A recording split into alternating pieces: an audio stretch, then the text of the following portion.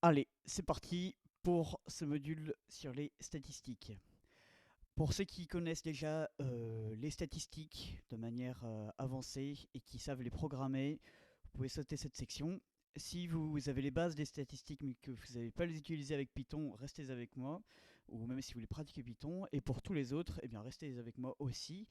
On va voir ce champ passionnant, les bases dont vous aurez besoin pour être dangereux face à vos données, c'est-à-dire que vous sachiez les appréhender et les faire parler, et pour piquer votre intérêt par rapport à ce qu'est la statistique et ce qu'elle peut vous apporter, même dans la vie de tous les jours.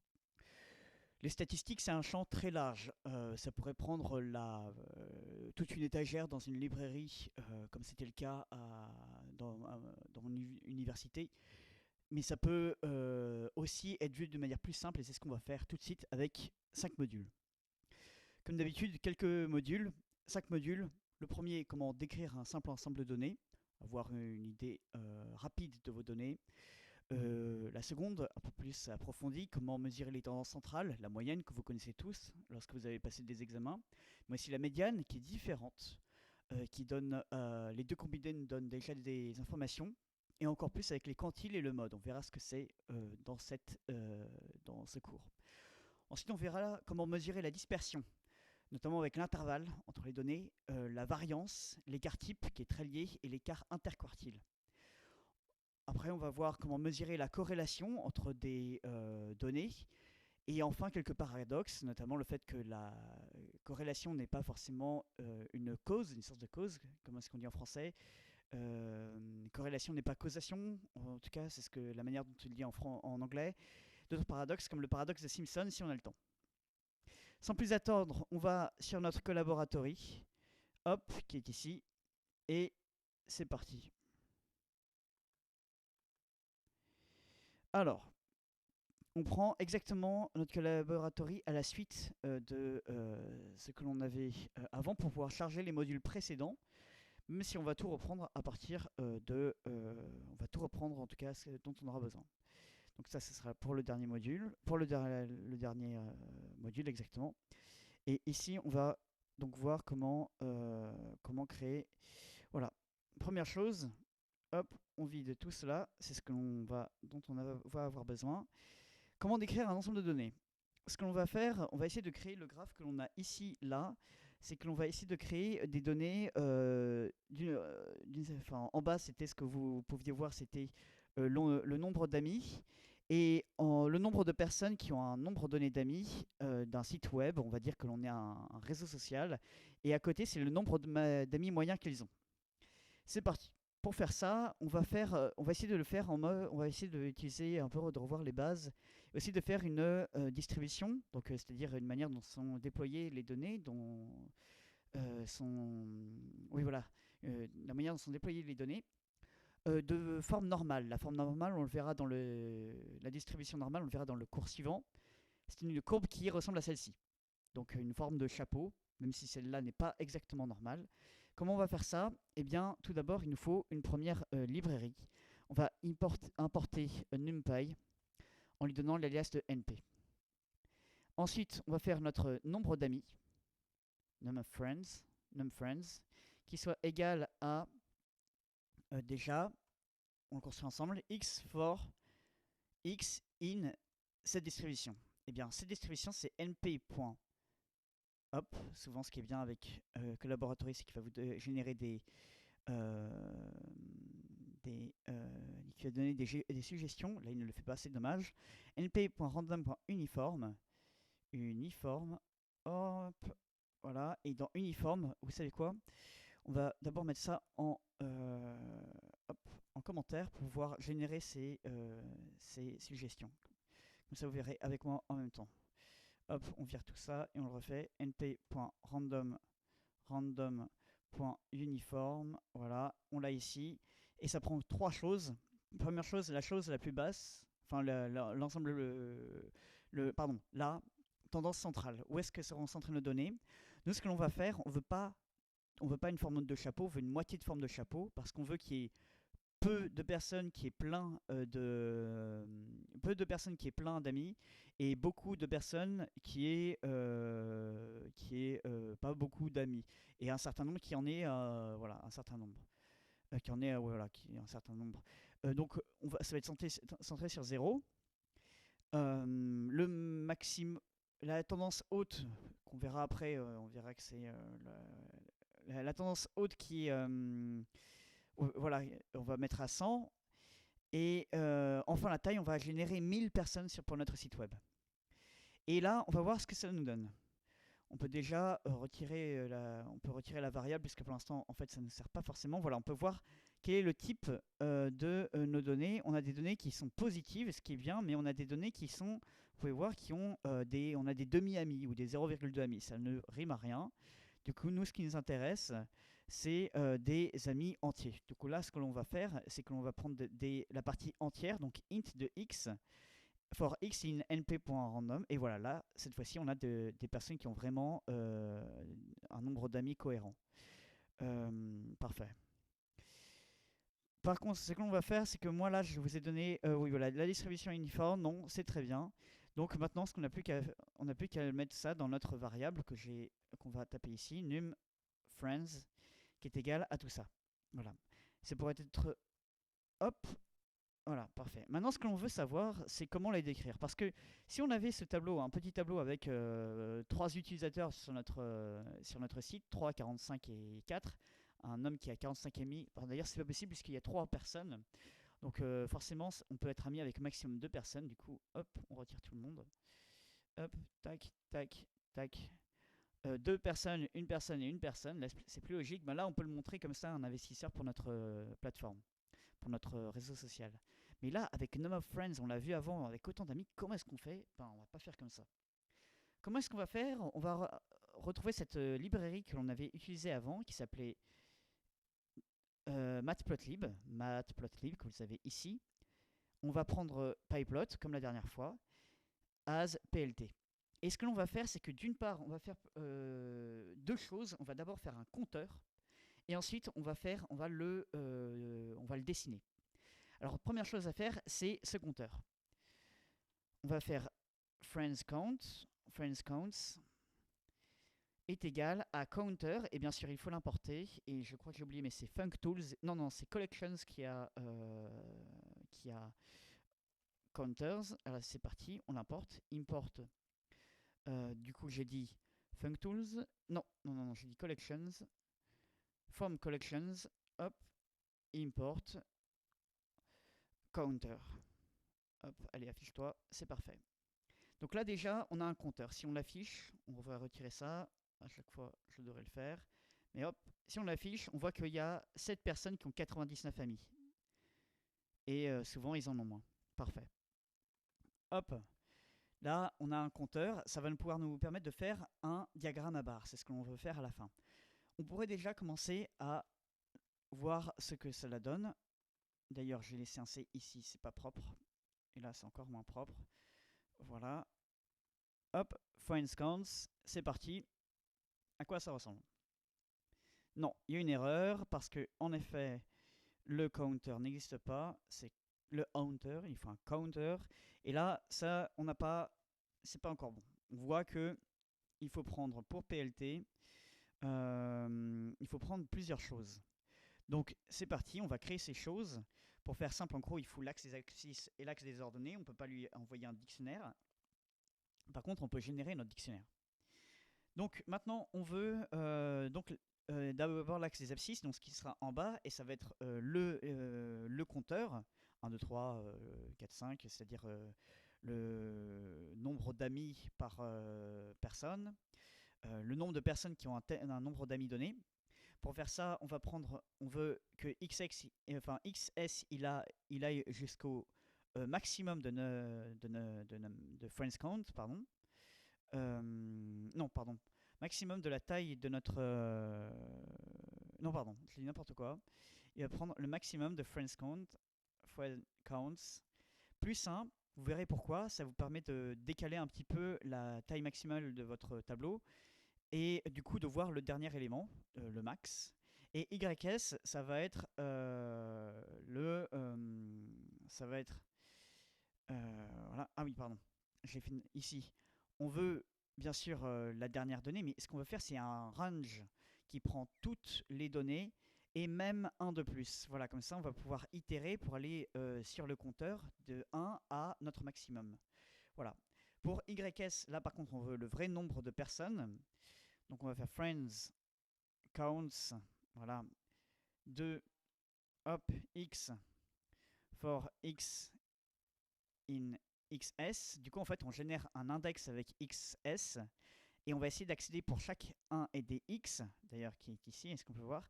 Par exemple, vous voulez voir ici, on a le numéro 36, on va créer dans xs qui aura tous les chiffres de 0 ou de, oui, de 0 à max. On va essayer de les accéder. On va essayer de les accéder dans friends counts à partir de l'index pour sortir ces valeurs-là. Voilà. Là, elles ne sont pas ordonnées. Ce qu'on va faire maintenant, c'est voilà, maintenant, ça va être les imprimer.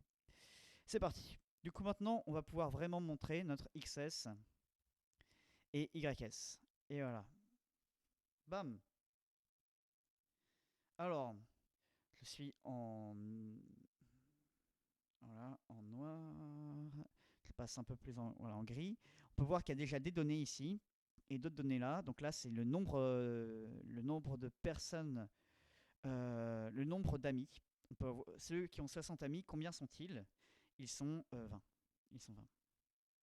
Et voilà. Donc on peut voir que c'est une distribution plutôt, pardon, j'avais dit que ici je ferais une distribution normale, mais en fait j'ai dû faire une erreur, j'ai dû mettre une distribution uniforme, voilà. Donc là ça m'intéresse pas. Il va falloir refaire un peu, enfin c'est bien, mais on veut une distribution normale. Donc là je vous la remontre, il va y avoir un problème. Alors on va couper ça aussi parce qu'on s'en fiche. Discord, hop, par contre lui, il faut que tu t'en ailles. Paf, paf, et paf. Et maintenant, du coup, en fait, il y a un problème sur la distribution normale. On revient sur cette chose. Vous voyez qu'en fait, on a des négatifs. En fait, c'est une distribution normale qui est centrée en 0.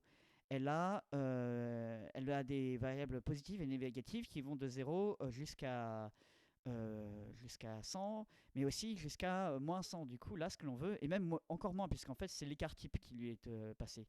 Donc, en fait, ce que l'on veut aussi, c'est l'absolu, la valeur absolue. Et du coup, là, à partir de maintenant, on aura vraiment les données qui nous intéressent, que des données positives. Et vraiment, comme dans le scénario que l'on a prévu, pour tester notre scénario ensuite, si on veut faire des tests d'hypothèse, d'ailleurs, il y a beaucoup trop de données là. C'est pour ça qu'on ne peut pas les plotter, les montrer simplement comme ça à un investisseur. Si c'est un investisseur par exemple. Là, il faut vraiment les montrer. Et voilà, là, si on veut le montrer, ça va être plus intéressant. On voit qu'il y a vraiment une tendance un peu normale et pas uniforme. Et voilà, en bas, on a le nombre d'amis par personne.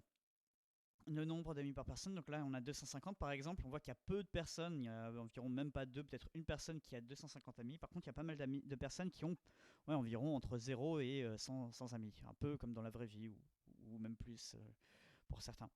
Du coup maintenant c'est parti, on va essayer de le mettre un peu plus, de mettre un titre par exemple, plt.title, voilà, et là ce qu'on va lui donner c'est histogramme du compteur d'amis, du compteur d'amis. Voilà. On peut lui mettre un plt.xlabel, lui donner un nom sur l'axe des abscisses. Et là, on va mettre ce que je vous ai dit, c'est nombre d'amis. Et même un plt.ylabel, qui est, hop, le nombre. Ah, d'ailleurs, je vous ai mis un. En fait, le dièse, c'est une convention pour dire un nombre pour certaines personnes. Et d'ailleurs, je vais l'utiliser, ce sera beaucoup plus simple. Nombre de personnes. Personnes. Alors là, maintenant, par contre, j'ai fait une petite erreur, c'est ylabel. Et il y a toujours quelque chose de bien à faire pour retirer tout le charabia que vous avez en haut, c'est plt.show. Et là, a priori, maintenant, on est clean.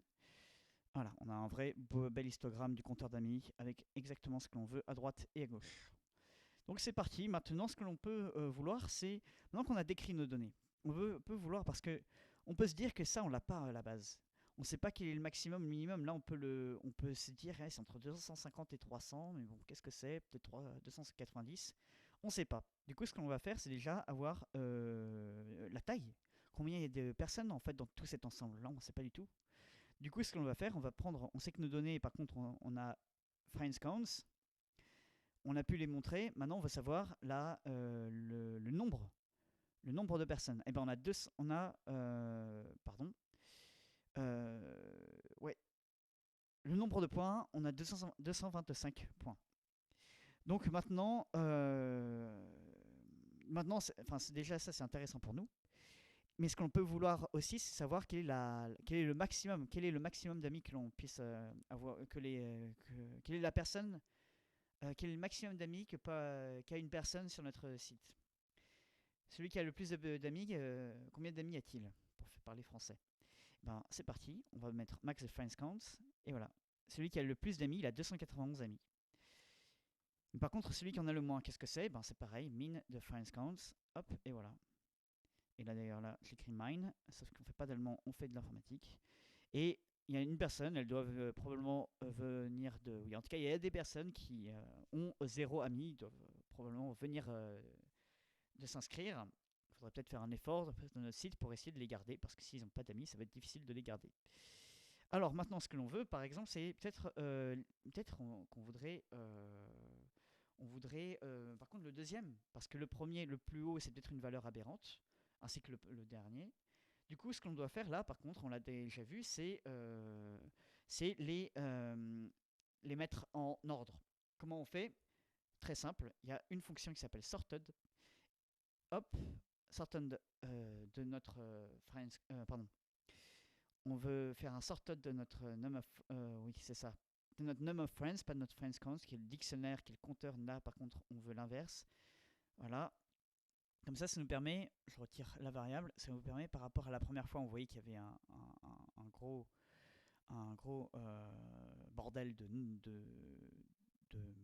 de chiffres. Là, c'est très ordonné, c'est très bien. Donc maintenant, je remets notre variable, les variables ordonnées, sorted values en anglais, et on veut la variable la plus petite, on l'avait déjà vu, mais là, c'est une autre manière de le voir. On reprend sorted values, bien sûr, sorted values, on prend le numéro 0, et ce sera notre smallest, notre plus petit. D'ailleurs, je le retire pour vous montrer. Voilà, ce sera bien 0. Bam. Par contre, si on veut la variable, enfin le deuxième plus petit, hop, on met un 1, c'est toujours 0. Si on veut le plus grand, on fait moins 1. Et là, c'est 291, ce qu'on a vu là-haut. Par contre, le deuxième plus grand, ça on ne sait pas encore, c'est 279. Voilà. Très bien. Et bien c'est parti. Ah oui, du coup là j'ai dû faire une erreur. Oui, oui. Ah, arrêtez-moi. Là je le prenais friends counts, mais c'est pas ça. C'est num of friends. Quelle est la taille de notre nombre de personnes? Eh bien il y a 1000 personnes. Non, j'aurais dû m'arrêter direct. Quelle est la valeur la plus grande? En fait, il faut faire max de ça. Et voilà, par contre là on retombe sur nos pattes. Et le min, c'est pareil. C'est pareil. Parfait. Maintenant qu'on a vu ça, on va voir les tendances centrales. Je vous retire ça, c'est ce qu'on va faire tout de suite. Je vais vous le montrer en live. Et on va voir aussi la médiane. Regardez plutôt le graphique. Comment on va faire ça? C'est assez simple. Ce qu'il faut faire, c'est, on va voir 3 choses. Le mode, la médiane, la moyenne. La moyenne, vous la connaissez parce que vous avez tous déjà calculé une moyenne, très probablement. Eh bien, on commence par faire une fonction qui s'appelle min, comme moyenne en anglais. Et ce qu'on va faire maintenant, c'est que on va retourner la somme de notre tableau. X, ça va être un tableau. Return le max. Pardon, pas le max. La somme de notre tableau divisé par la taille de ce tableau. Et pas len, mais len, la taille. Len. Et là, par exemple, si on veut prendre notre num of friends, on va faire la moyenne de notre num of friends, min de num, d'ailleurs qui doit probablement être dans mon, voilà, dans mon copier-coller. Et on a donc en moyenne 80,93 amis par personne sur le site. Maintenant, ça c'est intéressant la moyenne, mais le problème c'est que la moyenne, il y a des problèmes avec la moyenne. La moyenne, vous voyez très bien, c'est par exemple si on a deux personnes, si on a 2 points, on prend le premier point, le dernier point, et on fait la moyenne. Et on divise par deux, par la taille. Maintenant, le problème, euh, c'est que du coup, la moyenne, c'est le point qui est au milieu de ces deux personnes, de tous ces points. Mais si plus on ajoute des points, plus la moyenne va être solide, elle va rester au milieu. Mais pour autant, on peut avoir des fois où on a un élément qui arrive et qui a 10 000 amis, une valeur aberrante, ou un hacker qui vous met cette personne à l'intérieur. Eh bien, c'est bien pour le détecter, mais du coup, ça va défoncer la moyenne. Donc, ça dépend à chaque fois sur la valeur de tous les points. Il y a une autre chose qu'il faut faire, c'est cette médiane. La médiane, elle se fiche de la valeur. Elle va toujours prendre en fait l'élément le plus au centre quand c'est impair. Et quand c'est pair, forcément, il y a deux éléments centraux, elle va faire la moyenne des deux éléments centraux. Du coup, on va faire cette médiane. Toujours, voilà, x. Dans notre x, on va faire voilà, cette chose qui va trouver,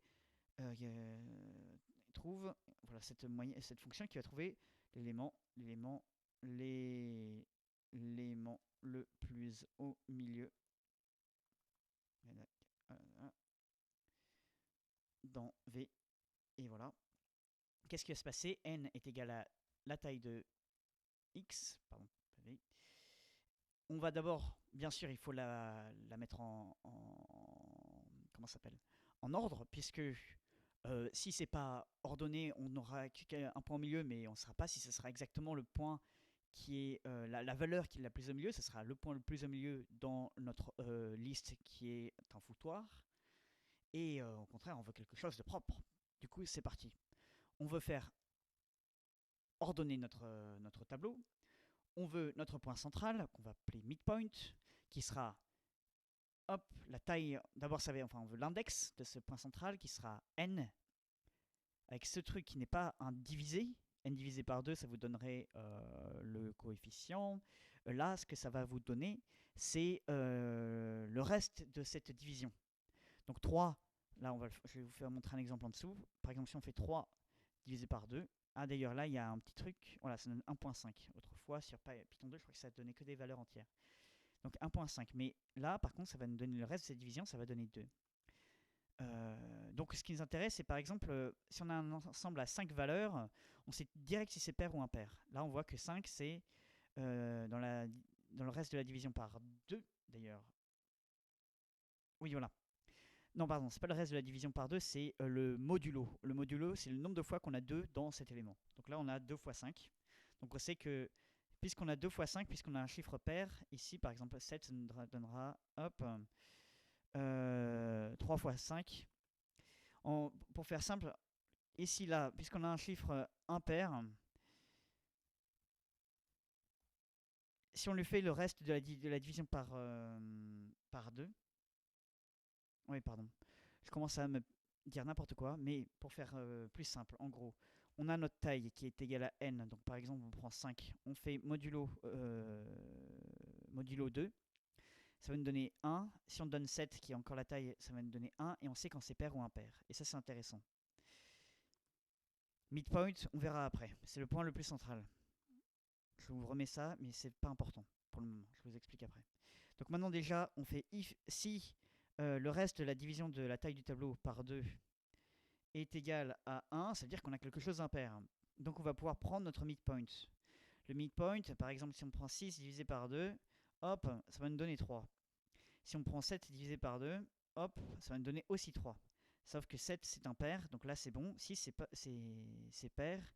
Et du coup, c'est pas encore dans le cas qu'on va étudier. Là on prend le cas impair, avec cette division par 2 qui se fiche des restes. Et du coup, là, on sait qu'on peut prendre, comme ici, on sait que c'est impair, on peut prendre le midpoint qui sera 3. C'est parti. Hop. X de midpoint.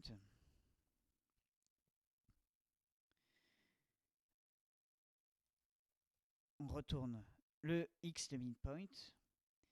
Mais on ne va pas prendre X, on peut prendre les valeurs ordonnées.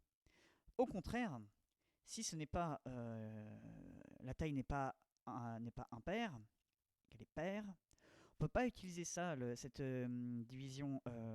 Est-ce que c'est la division euclidienne? En tout cas, on peut pas utiliser cette division puisque on aura un ensemble de, par exemple, là, je vous montre un ensemble avec un exemple avec 4 valeurs. On peut pas trouver de point médian là, puisque le point médian, ben, il est pas là. Il faut faire la moyenne entre 3 et 5. Du coup, ben, c'est parti, on va faire cette moyenne. On va prendre d'abord l'élément le plus petit. Pour faire bien le décrire, on va l'écrire là en commentaire. Si c'est pair, il faut faire la moyenne des points les plus hauts au milieu. 1, 2, 3, paf, c'est bon. Low est égal à midpoint. Donc midpoint moins 1. Et le point le plus élevé, c'est midpoint tout court. Midpoint tout court. Voilà. Parce que là, vous verrez que du coup, la taille c'est 4. On divise par 2. Ça va nous donner 2. Ça va nous donner 2. Donc ça prendrait cet élément-là. 0. Je vous rappelle que l'index commence à 0. 1, 2. Et il nous faut aussi celui-ci. Donc on fait midpoint moins 1. Voilà. Et maintenant, on retourne la moyenne. Du coup, déjà, hop, entre parenthèses. Donc déjà, sorted underscore v de midpoint, même pas, pardon, de low ou de high, on s'en fiche. Puis sorted underscore v de hop, de high. Et voilà. Et ça, on divise par 2. Et là, c'est bon. Du coup, maintenant qu'on a ça, on va voir nos données, friends, et ça nous intéresse. C'est quoi? Alors là, il y a une petite erreur. Median, j'ai dû l'appeler, ah oui, median, qui ne veut rien dire. Hop, et je fais ça. Et là, il y a un problème avec midpoint, parce que midpoint, je l'ai mal créé. Comment je fais? Qu'est-ce que j'ai fait comme bêtise? Midpoint is not defined. Midpoint, c'est n sur 2, et pourtant, il est bon là. Qu'est-ce qu'il y a comme erreur? Midpoint. Ah, midpoint, et pas midpoint. Oui, après on va lire, hop là, et c'est parti. Et voilà, on voit que la médiane, c'est 68. Donc en moyenne, on a 80 amis, mais la personne qui est la plus centrale, elle a 68 amis. Donc c'est-à-dire que tous ceux qui sont avant, ils ont moins de 68 amis, et tous ceux qui sont après, ils ont plus de 68 amis. On pourrait imaginer une mesure qui prenne le point le plus aux 3 quarts, par exemple. C'est ce qu'on va faire après. Mais déjà, on peut voir qu'en fait, il y a certains éléments, en tout cas, il y a un paquet d'éléments qui doivent pousser la moyenne vers la droite. Et ça, c'est intéressant déjà, pour montrer à notre investisseur qu'il y a une petite communauté active, il y a vers la droite de notre médiane, de notre, du coup, le point 500. Après les 500, il y a pas mal d'utilisateurs qui ont plus que 68 amis, qui ont en moyenne, enfin qui ont peut-être autour de 80 amis. Et ça, c'est intéressant. Mais ce qu'on va faire plus tard, c'est qu'on va essayer de voir aussi comment faire des quartiles. Mais déjà, passons ouais, voilà. Passons à la dispersion. Non, non, non, on va d'abord le faire. Ouais, on va le faire maintenant. On va faire ces quartiles ou quantiles. Donc, comment est-ce qu'on fait un quantile? Ça revient à peu près à la même chose, sauf que là, cette fois-ci, il faut définir à quel niveau on veut s'arrêter. Donc d'abord, il faut toujours remettre notre tableau X avec ensuite ce numéro qu'on va appeler P, et on va retourner le PIM, alors là, PIM pourcentage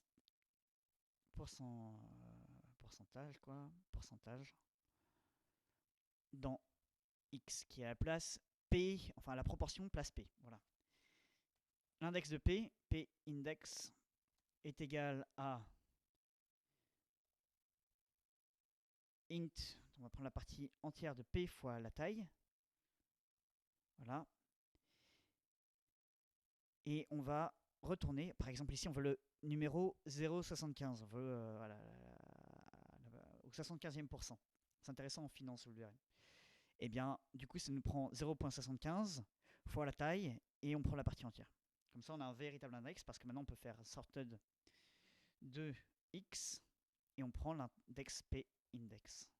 Donc là, pour ceux pour qui ça a été un peu rapide, d'ailleurs, même pour moi, je suis allé trop vite, on ordonne notre tableau, on prend les éléments à l'index P, et voilà, tout simplement.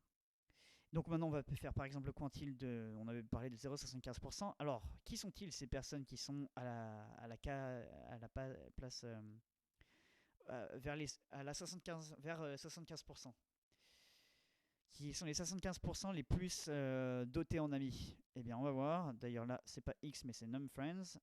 NumFriends, X c'était pour le générique.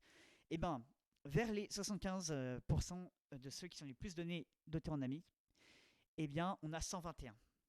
Il a 121 amis. Donc, ce qu'on peut dire, c'est que en moyenne, on a 68 amis. Le point le plus central, il a 80 amis. Et ensuite, on va vers celui qui est à 75%, il est à 121. On peut faire ça, c'est intéressant. Par exemple, combien ont d'amis? Les 90%, et ben on a 168. Ça, c'est intéressant, par exemple, quand on reprend nos données, par exemple, on peut voir que ceux qui ont le plus d'amis, ils en ont vraiment énormément, ce qui pousse vraiment la moyenne vers le haut. On peut vraiment se demander si c'est pas ces quelques gars-là, ou quelques filles, qui poussent vraiment notre site vers la moyenne de notre site. Et voilà, donc maintenant, ce qui est intéressant aussi, c'est de savoir quelque chose qui est assez intéressant à voir, c'est le mode. Le mode, c'est la variable la plus, la plus représentée. Voilà, comme on peut voir ici. Le mode, eh bien, c'est facile à faire aussi. Je vous le montre. Hop, code. Et on va faire ce mode. On prend notre tableau de X. Hop. Le mode, ça va retourner une liste. Parce qu'il peut y avoir plus d'un seul mode. Si on a, par exemple, imaginez qu'on a deux valeurs qui sont aussi représentées l'une que l'autre. Comment est-ce qu'on fait? Eh bien, on en retourne plusieurs. Donc déjà, on refait un compteur. Voilà. Comme là, on commence à avoir l'habitude. On va prendre le max counts. Parce qu'on veut la valeur maximum. Counts.values. Hop. Et là, qu'est-ce qu'on va faire? On va retourner, hop, xi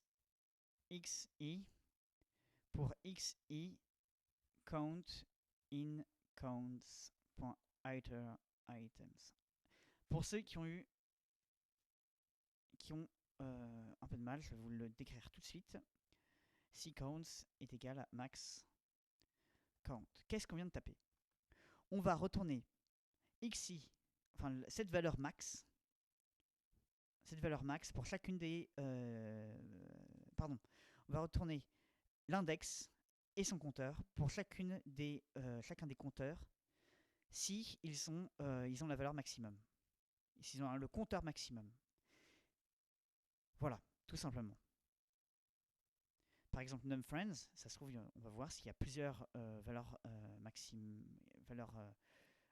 plusieurs valeurs où il y a qui sont les plus représentées. Voilà. Donc on va prendre le mode de NumFriends, toujours nos données là. Et voilà. Alors là, il y a une petite erreur. Quel est le problème? Ah bah oui, c'est un égal-égal, hein, je vous rappelle, pour les tests de logique. Et il y a un max count qui n'est pas défini. Ah oui, max count, c'est pas ça. Ce qu'il faut faire, c'est... Pardon, max count, c'est égal au max de counts. Voilà. Et on peut voir que counter n'est pas... C'est pas values, c'est bien values. Hop. Et voilà. Ah oui, counter n'a pas de items. Eh bien, ça c'est embêtant. xi count in counts.iterItems. Pourquoi? Ah bah oui, non. Ah oui, parce que ça a changé récemment. Je crois que c'est items maintenant. Là, cette fois-ci, max count n'est pas défini. Max count ou max counts, eh ben, on va mettre max count. Et là, cette fois-ci, c'est bon. Ouh là là, on a un tableau vide. Donc non, ce n'est pas bon. Quelle est notre erreur? C'est à mon avis, elle est par là, l'erreur. For xi,count in counts.items. Eh bien, il faudrait déjà voir ce que nous renvoie cette valeur-là. Donc là, je vais le commenter. Hop. Qu'est-ce que nous renvoie counts.items? Ah oui, counts, maintenant, il va falloir le définir. Et bien, du coup, on va l'imprimer dans la boucle. On va faire appel à celui. Hop, hop, hop, pass. Pardon, print. Qu'est-ce que counts.items? Pardon, counts.items. Ouais, c'est bon. Par contre, là, on va rien retourner pour pas avoir d'erreur et juste voir ce que ça nous renvoie. Voilà, donc on a bien nos tuples qui sont bons, c'est très bien. Et par contre, ah bah oui, c'est ça. J'ai encore fait une erreur d'appellation de variable. Là, cette fois-ci, c'est bon. Vous avez vu que j'avais fait un S alors que c'est un. Du coup, lui, il s'attendait à une variable counts, sauf que c'était count tout court. Et là, cette fois-ci, on a tout. Voilà, par contre, il faut supprimer ce print pour débugger. Et voilà, donc la valeur la plus représentée, c'est 48. Ce qui serait intéressant, ce serait de savoir combien de personnes ont 48 amis, mais c'est en tout cas la plupart des gens ont 48 amis. Voilà. Enfin, la variable la plus représentée, c'est 48 amis. Maintenant, on en a fini avec voilà, les tendances centrales, les tendances et ces calculs intéressants. Maintenant, ce qu'on pourrait vouloir savoir, c'est la dispersion. La dispersion, ça se réfère à une mesure de combien sont étalées nos données dans notre espace. Typiquement, il y a des statistiques pour lesquelles avoir un score près de 0, ça veut dire que c'est pas du tout étalé. Et par contre, un score pour lequel avoir proche de avoir des grosses valeurs et avoir une grosse valeur, ça veut dire que c'est très étalé. Par exemple, il y a un exemple très simple pour mesurer cet étalement, c'est le range. C'est ce qu'on va faire tout de suite, qui est simplement la différence entre la variable la plus large et la variable la plus haute. Donc en fait, c'est très facile à faire. Je vous le laisse faire là. D'ailleurs, je vous donne juste le nom. On va l'appeler data range x et c'est parti. Comment est-ce qu'on calcule voilà ce range? Mettez sur pause et c'est à vous. Bravo, je suis sûr que vous avez trouvé. Vous avez bien sûr fait, et sinon c'est pas grave, on est là pour apprendre toujours. On prend le max, moins, et on prend le min de notre tableau. Et voilà. Donc quel est l'étalement de nos données? Eh bien, on a déjà vu qu'il y avait des personnes qui avaient 0 amis et d'autres qui en avaient beaucoup. Data range, x, x ça va être num friends comme d'habitude. Donc on sait que ça va être voilà, le plus grand moins le plus petit. On sait que le plus grand il avait 291 et on sait qu'il y a des nouveaux inscrits qui ont 0 amis ou des personnes qui ont un compte fantôme qui ne s'en servent pas. Voilà un exemple. Donc, si le range par contre avait été proche de 0, ça voudrait dire que la différence entre le maximum et le minimum était presque nulle. Donc ça c'est intéressant. Par contre, plus il est grand, comme ici, là, plus ça veut dire que les données sont très étalées. Mais comme la médiane, c'est ce qui est bien, c'est que le range, il ne dépend pas tellement du nombre de personnes. Vous pouvez avoir un grand et un petit. Un grand et un petit, ben, le range, il sera exactement le même. Donc ça, c'est intéressant. Ce qu'on peut dire aussi, c'est qu'un set de données dont les points sont tous soit 0, soit 1, a un énorme range. Parce que voilà, on n'a que deux types de valeurs. Et du coup, on pense qu'il est très étalé, alors que peut-être que nos données, elles sont forcément que 0 ou 1, et en fait, l'espace au milieu n'existe pas. Et voilà, par exemple, le fait qu'on peut avoir 0 ou 100 de bonus après un bon travail, et bien on peut se dire qu'en fait il y a une grosse inégalité, mais en fait c'est peut-être que uniquement les gens ont 100 et puis c'est tout, on peut pas avoir moins, on peut pas avoir plus non plus. Et voilà. Donc une autre manière une manière d'appréhender ça, c'est d'utiliser une autre méthode qui s'appelle qu'on va appeler voilà, on va l'appeler la dmin. Et ce que ça va faire, c'est que hop, tac tac tac, ça va prendre x et lui soustraire sa moyenne. Voilà. Pour que le résultat est avec une moyenne de 0. Ça, c'est un peu plus compliqué comme moyenne, mais ça nous permet de voir, du coup, d'avoir un tableau qui soit, dont la moyenne soit 0. Du coup, ça nous permet de peut-être de mieux voir, de mieux visualiser nos données. Du coup, ce qu'on va faire déjà, c'est x bar, qui est la moyenne, pardon, qui est pas c'est ça, qui est la moyenne de nos données. Souvent, c'est une convention, mais je vais vous le montrer juste après, ou même juste tout de suite. En fait, la moyenne en statistique un peu mathématique, on va la faire. Voilà, là, je reprends, je vous remets du LaTeX. Voilà, on fait un hat x.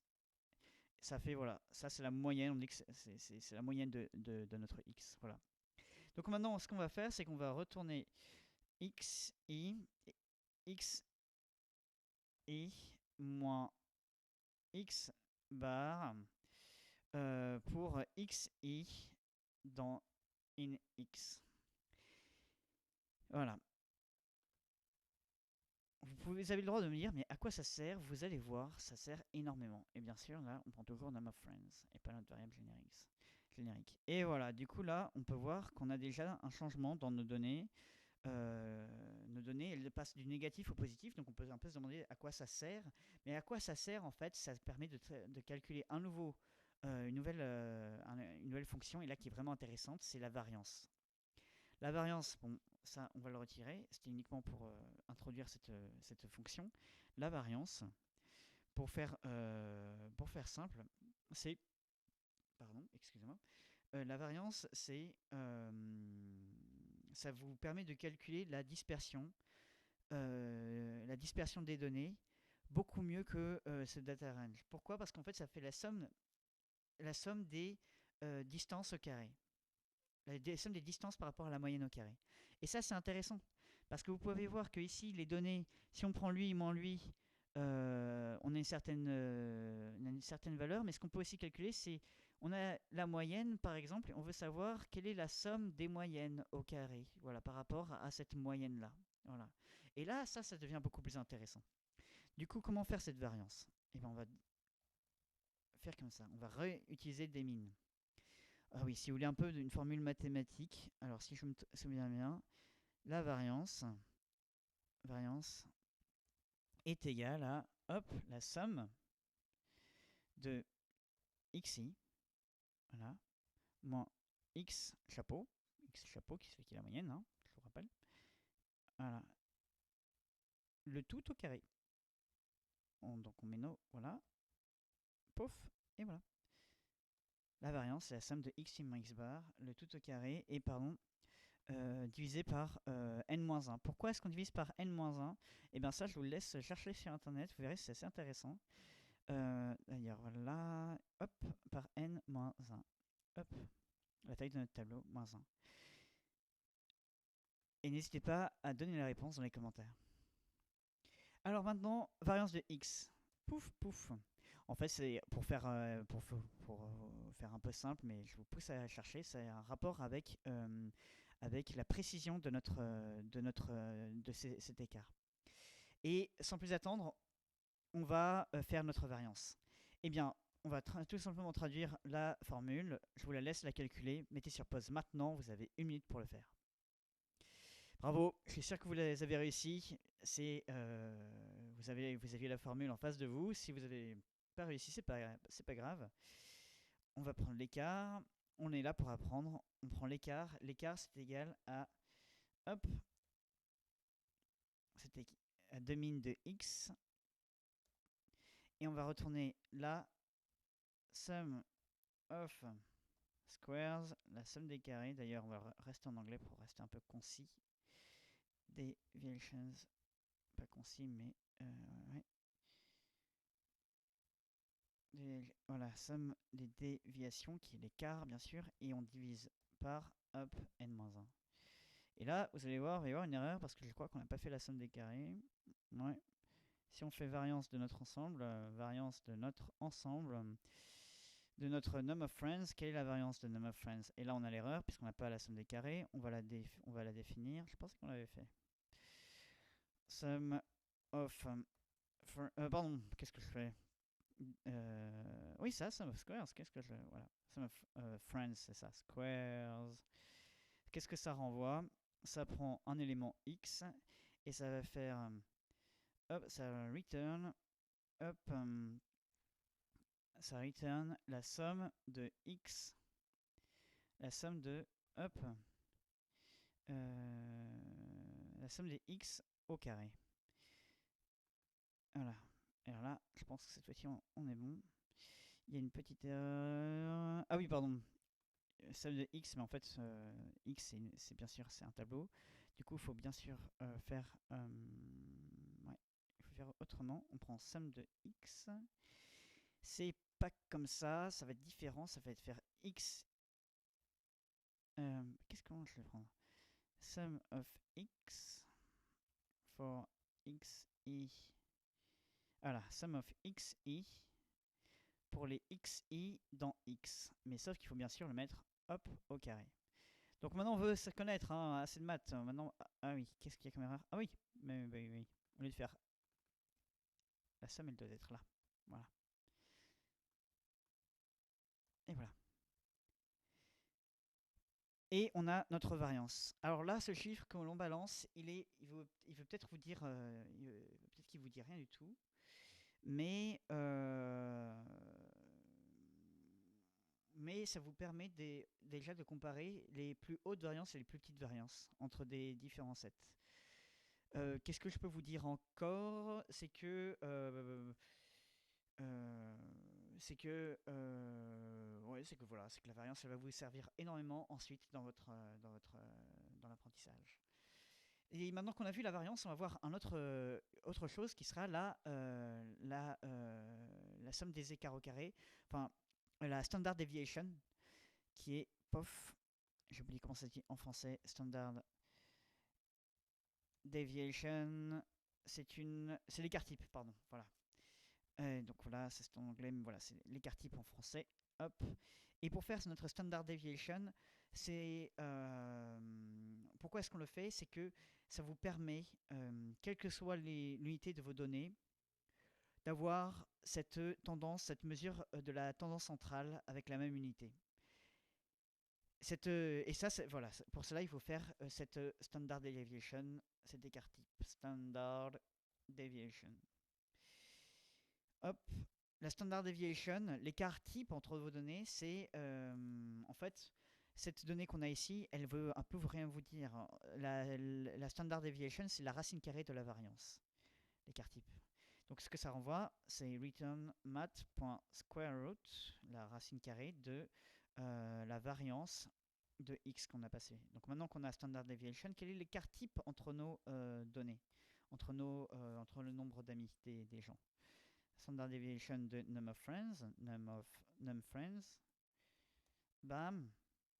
Là, il y a une petite erreur, c'est qu'il faut importer la librairie, bien sûr, c'est important. Hop, là, c'était une import. Hop, import math. Et voilà, là c'est parti, cette fois-ci c'est long. Voilà, l'écart type entre nos données, c'est 60. Il y a 60 amis d'écart pas en moyenne, enfin l'écart type c'est 60. Ce qu'il faut se dire, c'est que par contre, c'est que à la fois l'écart et l'écart type, le range et la standard deviation, ils ont le même problème avec les données un peu bizarres, les données super hautes ou super basses. Par exemple, si notre ami qui était le plus copain avec tout le monde avait 2000 amis, eh ben, on pourrait le faire, on pourrait l'ajouter. Num of friends, bah tiens, on va l'ajouter lui. On va faire ça. Point append, je crois que ça permet d'ajouter. Voilà, on va lui mettre 2000 amis. Vous allez voir, ben, notre variable. Ah oui. Num friends. Pourquoi est-ce que là ça va pas le faire? Je vais voir si c'est bien append. Mais pour moi, je crois que c'était bien append pour ajouter une donnée à notre tableau. Hop. Qu'est-ce que ça nous donne ça? Eh ben rien. Ouais. Essayons de faire ça. Sinon on peut faire un truc un peu barbare pour ce qu'on fait. Toc toc toc. En fait non, on va faire plus simple. Hop, on prend num of friends. plus 2000. Non, ça va leur rajouter 2000 à chacun. Bon, voilà. En fait, ça détruit la. Ah oui, bah, maintenant, si on le retourne, je pense que là, cette fois-ci, c'est bon. Voilà. On peut voir que là, en fait, ça a défoncé notre écart type. C'est intéressant si on se fait hacker, par contre. Voilà. Par contre, ce qu'on peut faire, quelque chose de beaucoup plus robuste, c'est l'écart interquartile. L'écart interquartile, c'est un peu comme la médiane, hein, mais enfin, ça a les mêmes avantages que la médiane. Def interquartile, quartile, range. Pourquoi? Parce que ça va prendre l'écart entre le 75e le pourcentage de, enfin oui c'est ça, la personne à la place 25% et la personne à la place 75%. Voilà, leur valeur en tout cas. Du coup, on prend x, pardon, j'en ai mis beaucoup trop, et on va retourner de, le quantile de x à la place 0,75, moins le quantile de x à la place 0,25. Et là, ça c'est cool. Là, hop, on peut voir que on va essayer de jouer encore avec nos données en rajoutant des données. On dit qu'on s'est fait hacker. Et qu'il y a un mec qui nous a rajouté des choses bizarres. Mais voilà. Donc on peut voir ici que l'écart l'interquartile range. Hop, l'écart interquartile est 91. Et là, si on le rajoute quelqu'un, si on rajoute encore quelqu'un avec 2000, et vous allez voir que ça va pas énormément bouger. Donc l'écart entre les deux, hop, donner 2000, sachant qu'on a un site où il n'y a que 1000 personnes, hein, je vous rappelle. Voilà, vous voyez que ça bouge pas. Et donc, ce qui est intéressant, c'est de voir par exemple comment évolue l'écart des deux. Voilà. Donc maintenant, on va finir avec la dernière chose qui est la corrélation. La corrélation, alors là, je crois que je vous ai créé des données qui nous permet d'avoir une vraie corrélation. On va voir à quel point les données sont corrélées. Vous vous embêtez pas trop avec ça, par exemple. C'est vraiment que pour le style. Hop. En fait, on n'en a même pas besoin parce que je pense que nos données sont déjà pas mal. Elles sont déjà pas mal parce que elles doivent être assez liées. Mais attendez. Hop. Je crois que j'avais fait ça hier pour préparer le cours. Ah voilà. Ouais, non, en fait, on va les garder. Là, vous aurez des données qui ressembleront à ceci. Et on va les utiliser pour savoir. Vous vous embêtez pas avec ce code, c'est vraiment pas important. Ça vous permet de voir que on aura bien des données corrélées. On va les utiliser en se disant, on va essayer de savoir à quel point elles sont corrélées. Et pour cela, pour savoir à quel point elles sont corrélées, donc là, on refait exactement la même chose. Hein. Je vous rappelle qu'on va juste un petit peu modifier. Par contre, je pense, on veut des données qui aillent de 0. Voilà, on veut pas que 50 amis. On veut en tout qu'il y ait combien de personnes? Qu'il y ait environ.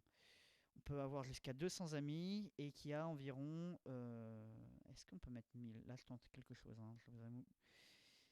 Hop. Est-ce qu'on peut mettre 1000? Eh bien, ça sera. Ouais, c'est pas intéressant.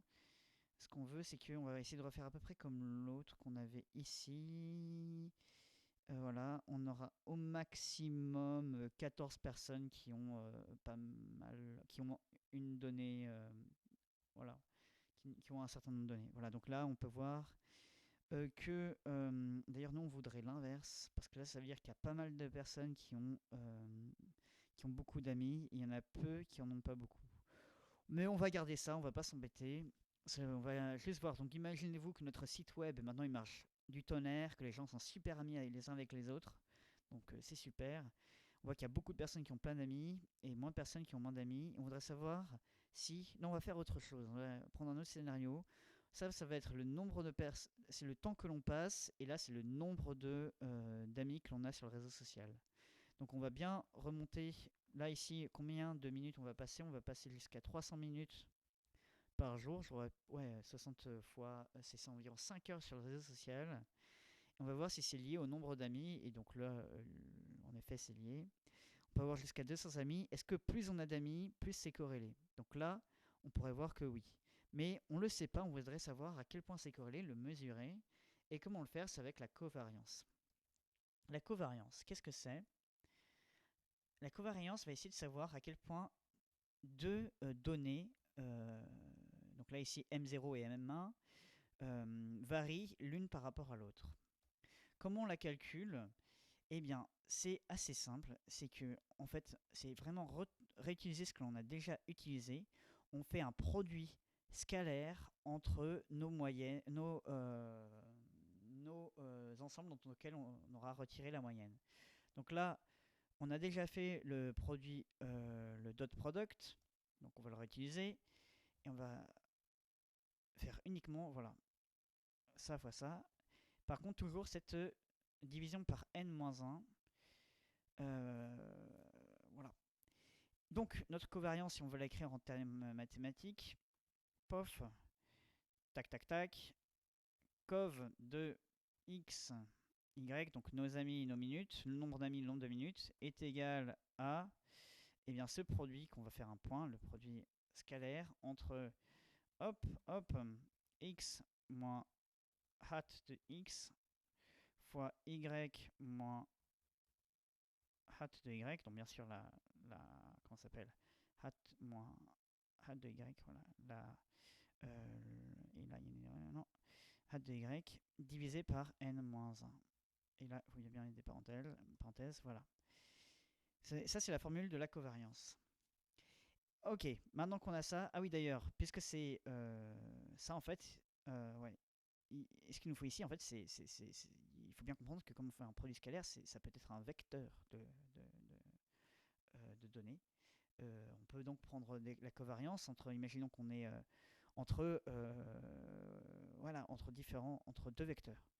Savoir à quel point les vecteurs varient l'un par rapport à l'autre. Et ça, c'est intéressant. Par contre, du coup, là, ce qui nous manque, c'est le dot product. On va essayer de le récupérer. Alors, je ne sais plus s'il est bien, si je suis bien sur la bonne feuille, parce qu'à un moment, j'ai changé de feuille. Si je suis sur la bonne feuille, du coup, je me permets de faire un CTRL F de dot. Hop, on va essayer de le récupérer.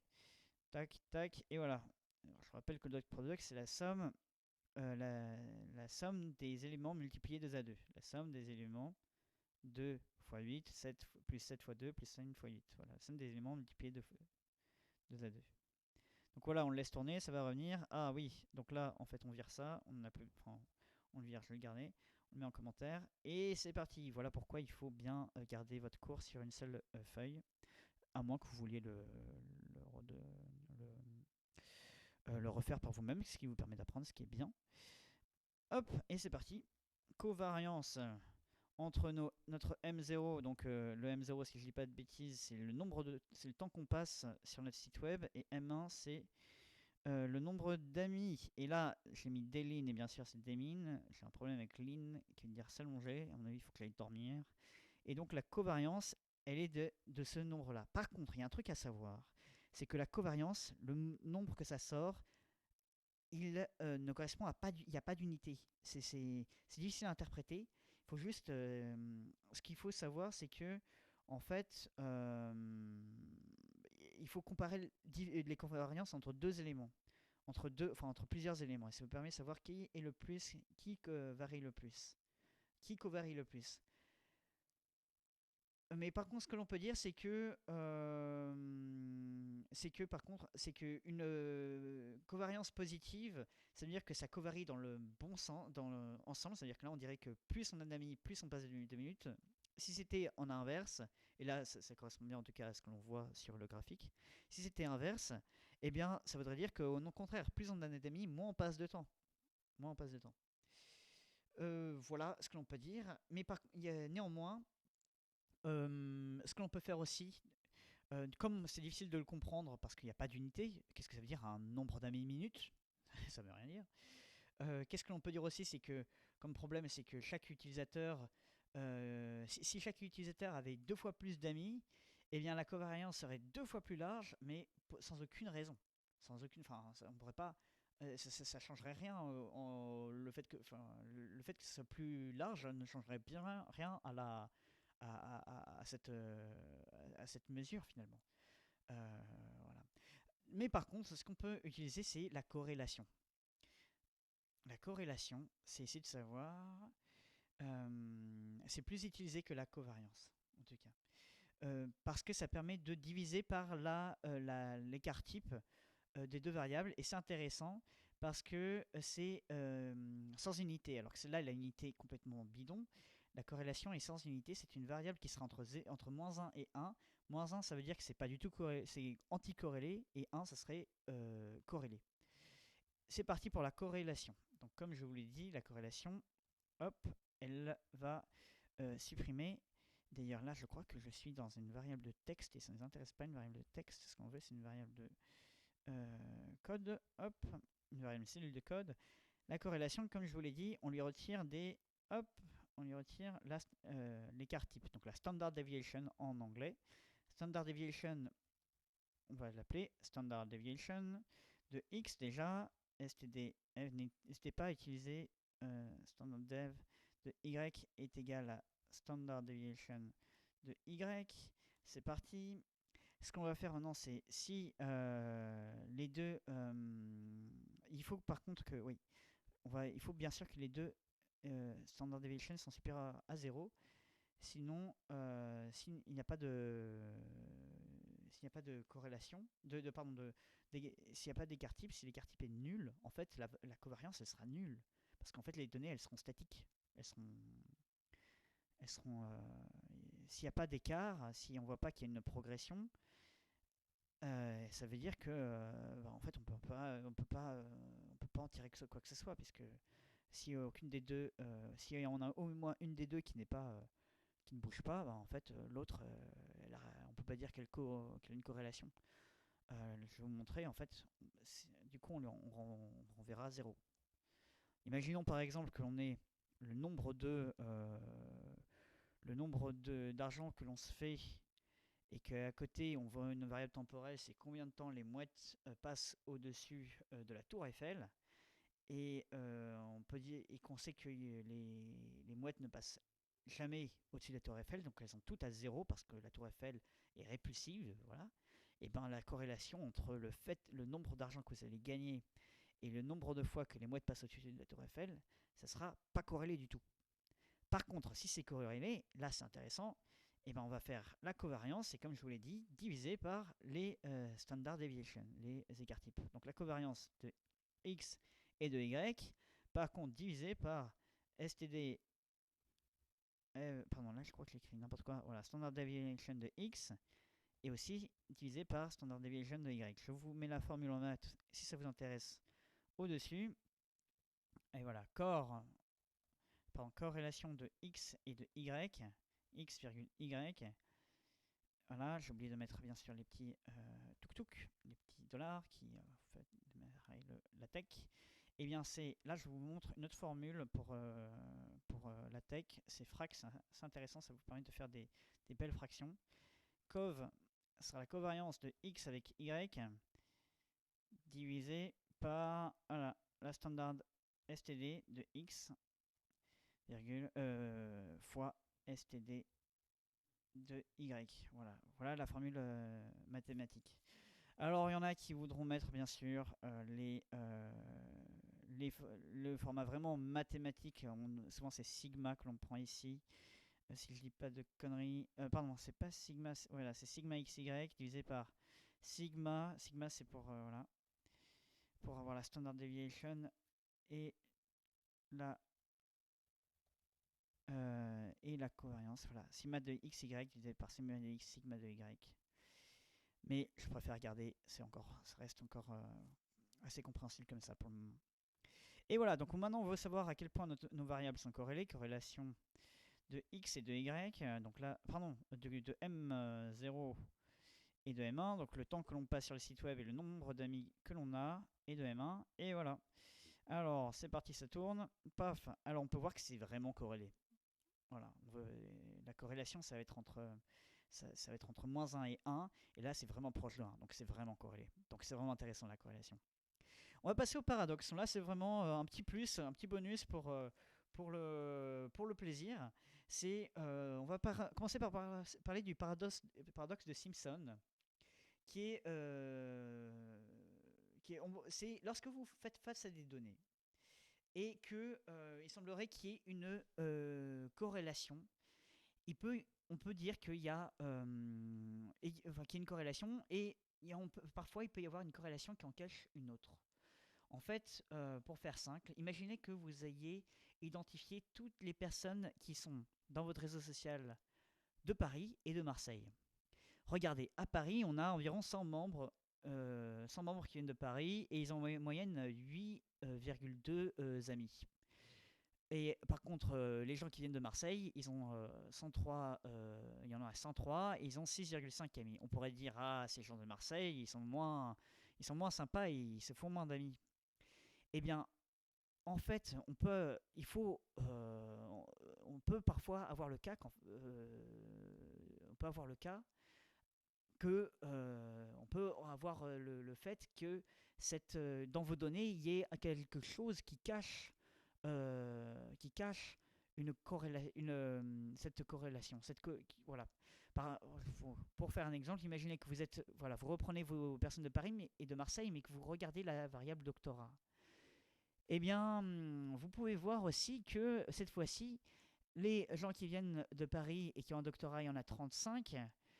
Et ils ont en moyenne 3,1 amis. Ceux qui viennent de Marseille, qui ont un doctorat, et ben, ils sont beaucoup plus nombreux. Et ils ont 3,2 amis. Mais ceux qui viennent de Paris et qui n'ont pas de doctorat, ben, ils sont beaucoup plus nombreux. Et ils ont beaucoup plus d'amis. Et ceux qui viennent de Marseille et ils n'ont pas de doctorat, ils sont beaucoup moins nombreux. Mais eux, ils ont beaucoup plus d'amis. Et donc on peut dire, c'est qu'en fait, notre première approche, elle était pas bonne. De dire qu'en fait, quand on vient de Paris, on a plus d'amis. En fait, c'est pas quand on vient de Paris qu'on a plus d'amis. C'est que quand on a un doctorat, eh bien, on n'a pas beaucoup d'amis. Et qu'en fait, les gens de Marseille, ils ont souvent des doctorats. Et du coup, c'est pour ça que dans nos données, et les gens de Marseille n'avaient pas beaucoup d'amis. En fait, c'est qu'il y avait une variable qui cachait une autre réalité. C'est le paradoxe de Simpson. Voilà. Oui, par contre, pour lutter contre ce phénomène, ce que l'on en voudrait, c'est de voir, il faudrait que du coup, on fasse une comparaison, toutes choses égales par ailleurs. Et d'où l'intérêt de bien connaître ces données pour savoir, pour être sûr que on n'ait pas cette variable confondante. En anglais, ces variables, le variable doctorat, on l'appellerait variable confondante, qui nous cache une réalité. Voilà, donc ça c'est le paradoxe de Simpson, c'est assez intéressant, c'est à prendre en compte dans vos données. Et le but, du coup, la chose vraiment à faire, c'est de bien connaître ces données. Il y a d'autres problèmes avec la corrélation. Donc là, c'est une autre chose à savoir, c'est que et là, je vais essayer de vous montrer au moins avec un petit exemple. Imaginons qu'on ait une variable x, donc on va reprendre l'exemple. Oh non, on va pas prendre d'exemple. Voilà, une variable x quelconque qui se ment de 1, 0 et 1 et 2. Une variable y quelconque qui soit 2,1, 0, 1, 2. Ben, x et y, ils ont une corrélation de 0. Pourtant, on pourrait voir que, on peut se dire qu'en fait, il y a une certaine relation. La corrélation entre x et y, ben, d'ailleurs, je vais vous montrer tout de suite, corrélation de x, y. Voilà, les deux zéros. Et pourtant, il y a une progression qui montre qu'il y a quelque chose. La corrélation est nulle, mais il y a une relation en tout cas. Là, donc la corrélation ne mesure pas toutes les relations possibles. Et quelque chose encore plus étonnant, c'est que, par exemple, si on reprend y et que là, on lui donne des choses, on a 89, enfin une variable y qui lui est associée 99,98 puis 99,99 100 100.01 et 100.02, et bien là vous pourrez voir que la corrélation entre x et y, la corrélation entre x et y ici elles sont parfaitement corrélées parce qu'il y a de -2 à 2, ben, on voit qu'il y a une progression et que la progression, elle est ici visible aussi. Et pourtant, on a encore un 0. Donc en fait, il faut faire toujours attention avec la corrélation. C'est mon dernier point, c'est que la corrélation, elle n'est pas causation. Elle ne vous permet pas de tout déterminer, de tout déterminer. Donc voilà, le cours s'arrête ici. Je vous ai donné quelques outils. Au prochain cours, on va voir quelque chose encore plus intéressant. On plonge à chaque fois un peu plus dans les sciences des données. On est encore qu'à la porte d'entrée. La prochaine fois, on va voir les probabilités. Merci d'avoir été attentif.